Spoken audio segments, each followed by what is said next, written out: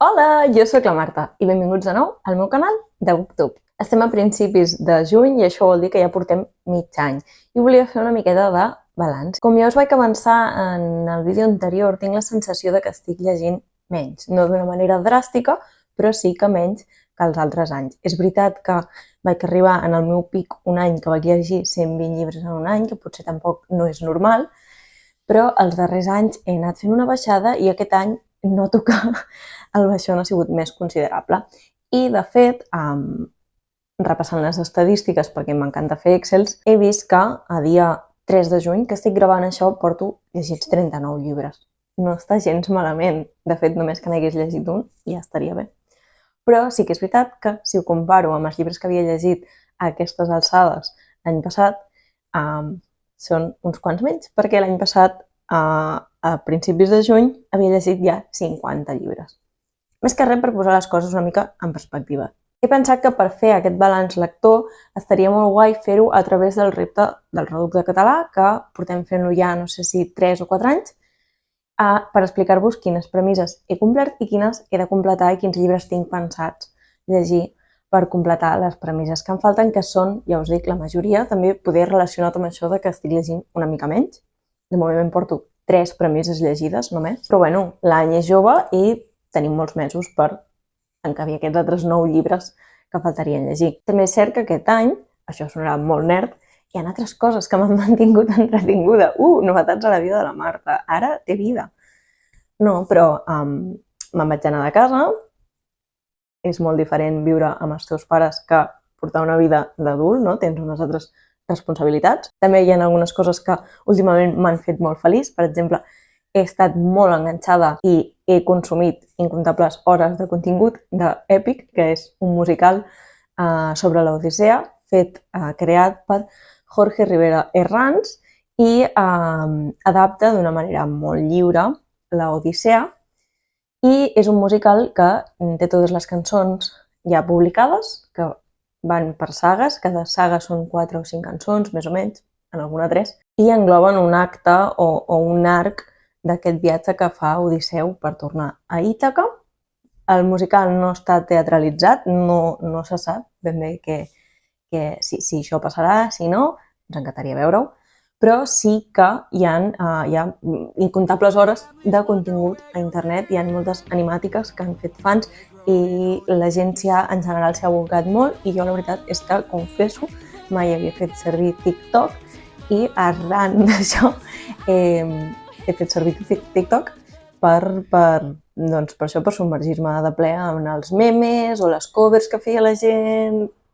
En fi, que estic molt enganxada i és una altra cosa que potser ho destaco perquè, tot i tenir jo una naturalesa obsessiva, feia, crec, temps que no hi havia res a part del que és la lectura, els llibres o un llibre en concret, una saga, que m'obsessionava fins a tal punt.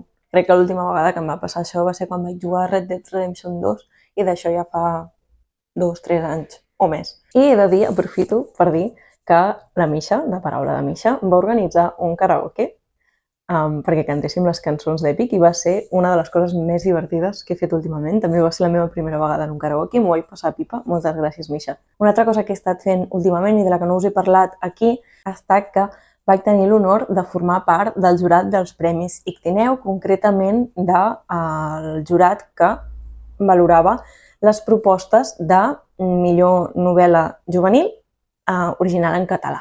Van llegir 3 llibres dels que no us he parlat aquí, perquè la veritat que fins que no va arribar el dia en el que vam fer la deliberació preferia no dir-ne res, que van ser Tercer origen, de l'Albert Pillaró, El laberint de Noctiluca, de Ferran d'Armengol i La ciutat del cel Ports, del Jordi de Manuel. Finalment vam decidir que l'obra que mereixia el primer premi era Tercer origen, que a més és una espècie d'homenatge a aquest manuscrit del Segon origen i que us recomano llegir, igual que us recomano llegir també altres dels llibres. Estic bastant contenta del que vam votar, de la deliberació, de com va anar.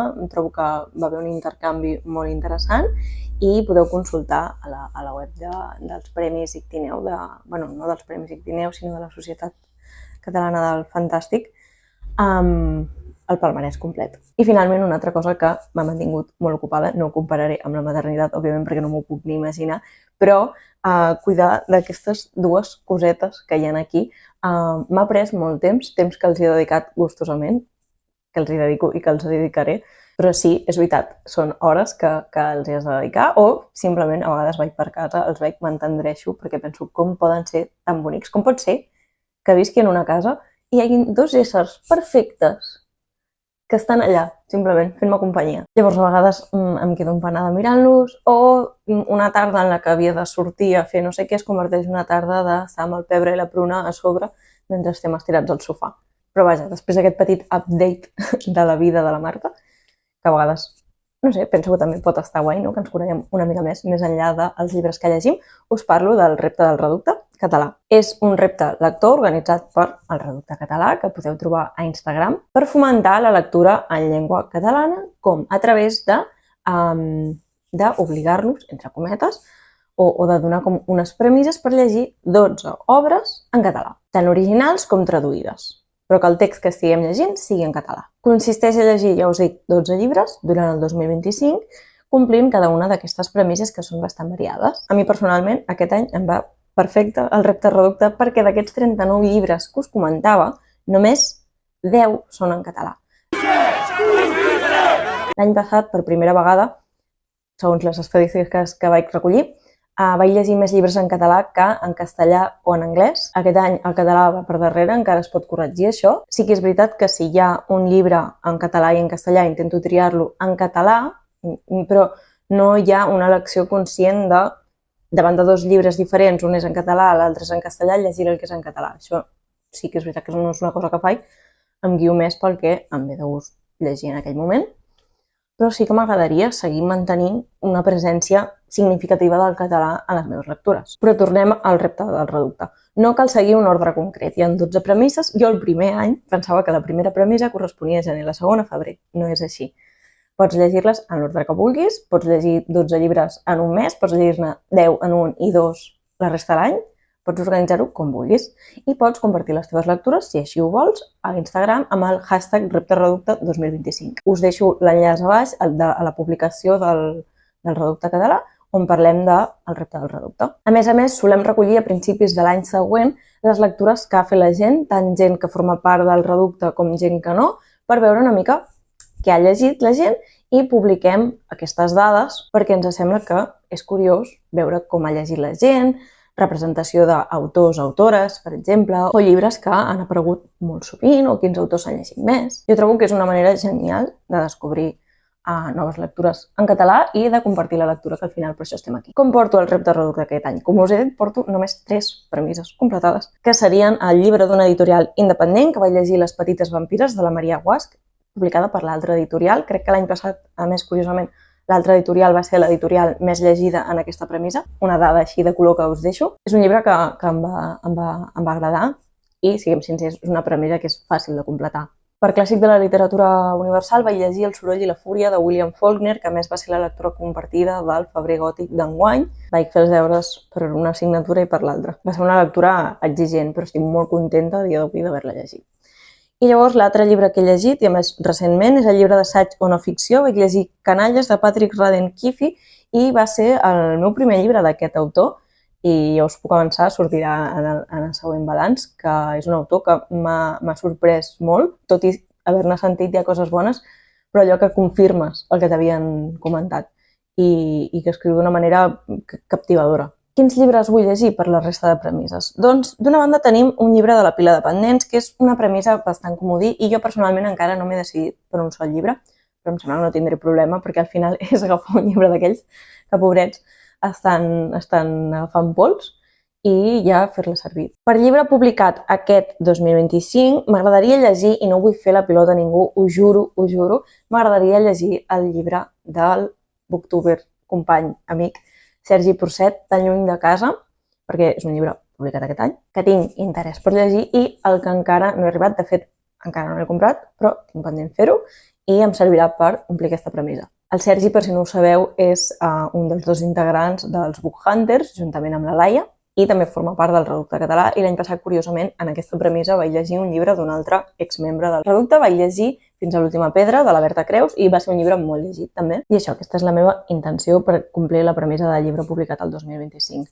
Una altra premissa que es podria completar amb aquest mateix llibre gairebé seria un llibre d'una editorial valenciana afectada per la Dana, en el que podria, com us dic, entrar tan lluny de casa perquè està publicat per Sembra Llibres, però, en canvi, jo llegiré un altre llibre de la mateixa editorial, que és Fins on ens elevem en la foscor, de Sequoia Nagamatsu, que és un llibre que em va fer moltíssima il·lusió trobar a la Setmana del Llibre en català. De fet, vaig saber de la seva existència traduït. Jo aquest llibre el tenia pendent en anglès, perquè això em passa a vegades. Veig youtubers en anglès, m'apunto un llibre i fins que no el tradueixen passen molts anys i, de fet, a vegades no relaciono que és la mateixa obra traduïda. És igual.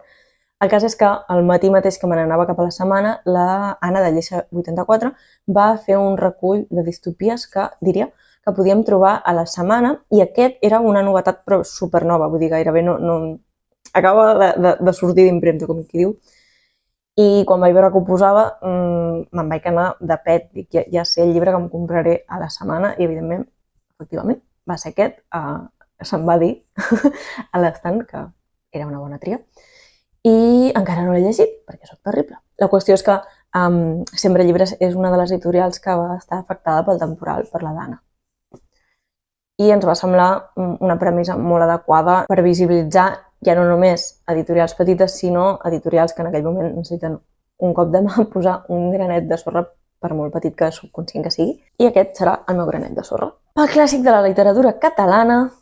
Sempre tenim problemes, aquí sempre tenim problemes. És una premissa que em fa moltíssima mandra i llavors no sé per què, perquè al final acabo llegint llibres que estic molt contenta d'haver llegit, d'haver descobert, d'haver per fi tingut l'excusa per agafar, però no sé per què em imposa, fa una mica de por. Al final també els clàssics de la literatura universal també, però no sé si és que els tenim més apamats o què passa. Per aquesta premissa tinc diversos llibres a la llista que em podrien servir i en destacaré dos que per temes m'interessen.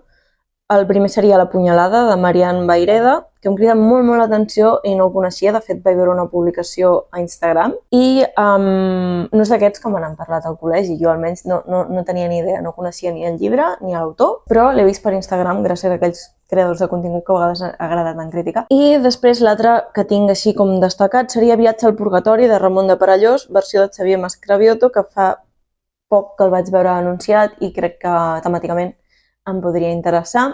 Arribats a aquest punt, puc agafar el catàleg sencer de Barquino i veure quin llibre em ve de gust llegir, però si n'hi ha algun que em recomaneu especialment, ja sigui d'aquesta editorial o una altra, doncs m'ho podeu dir als comentaris, que sempre ajuda. Pel llibre recomanat per algú del Reducte català, no sé si us recorda, però la Lídia em va recomanar ferventment a Flors per l'Algernon de Daniel Keyes i que per anar bé em deixarà ella mateixa. Sorpresa. Doncs això, em va recomanar aquest llibre. Se m'ha recomanat per altres bandes també, però en qui estic confiant ara mateix és en la Lídia, de Vaig llegint. I pel llibre de la literatura juvenil, a veure si em llegeixo d'una santa vegada Un mag de Terramar, de la Úrsula K. Le Guin, que vaig trobar fa 1000 anys en una botiga de segona mà. A més, he de seguir llegint aquesta autora, perquè crec que des de les 12 direccions del vent, que no la llegeixo, vaig tenir una primera introducció bastant feixuga a l'autora amb La mà esquerra de la foscor. Jo crec que vaig començar pel mes 8 igual, però Les 12 direccions del vent em va agradar molt. Això és el primer llibre d'una saga juvenil. Penso que potser em podria anar millor.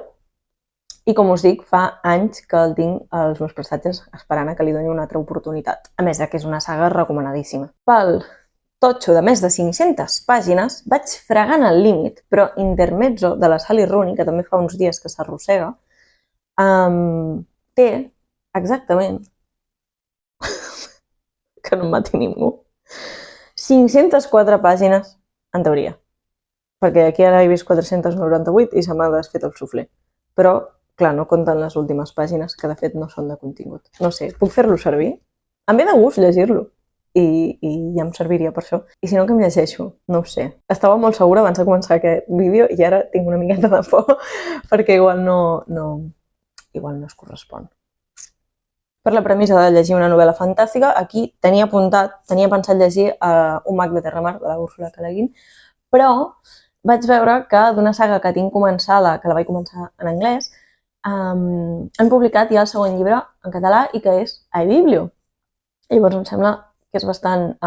està bé, tanco una mica el cercle, continuo llegint la saga, llegeixo més en català i de pas completo aquesta premissa. I el llibre, es tractaria del llibre que és el segon de la saga dels regnes de Niàxia, crec que li deien Naiàxia en anglès, i en català es diu Les cendres i el rei maleït de la Carissa Broadbent. És un llibre de fantasies, hi ha clans de vampirs enfrontats, hi ha una relació amor-odi, ho té tot, em va viciar moltíssim i ganes de llegir el segon llibre. I finalment, una premissa que m'ha fet suar molt, i crec que no seré l'única, que és el llibre d'un autor nascut el mateix any que tu, i aquí vaig tirar d'ajuda dels companys del Reducte Català, perquè jo és que la veritat és que no trobava absolutament ningú. Vaig trobar, de fet, R.F. Kuang, que hauria triomfat, però no tenim res traduït d'aquesta autora al català. Per tant, per molt que les dues siguem del 96, no puc llegir aquesta autora. Aquesta és la meva crida a que traduïm més fantasia al català. Autores i sagues d'aquestes que ho estan patant tantíssim i que no tenim en la nostra llengua. Però, per sort, ja us dic, em van ajudar i em van recomanar Xavier Mascravioto, que és un registre completament diferent, però que és un autor super recomanat, així ja faig els deures, i tinc apuntats 2 llibres seus, que hi ha a eBiblio i també a les biblioteques properes que tinc, L'amor lenta i la pell del món. Si us decanteu per algun, ho podeu dir als comentaris, si en preferiu algun, us fa més gràcia, un nom o l'altre, m'ho podeu comentar, però segurament ja quasi confirmat serà aquest l'autor que llegiré per complir la premissa d'un autor nascut el mateix any que tu. I amb això, aquesta espècie de vídeo estrany, balanç de mig any, actualitzacions sobre com porto el repte del reducte, actualitzacions també vitals. Deixeu que us saludi el Paulitet, el Pebre, el nostre gran Gatsby i la Bruneta, la pantereta negra de la casa, que amb aquesta calor, pobrets, estan super planxats. I dieu-me si teniu pensat participar en el repte del reducte d'aquest any. Recordeu que no és necessari complir totes les premisses, no hi ha un premi més enllà de la satisfacció personal, o sigui que no ens hi juguem res. I ens veiem de nou en el proper vídeo. Apa, siau!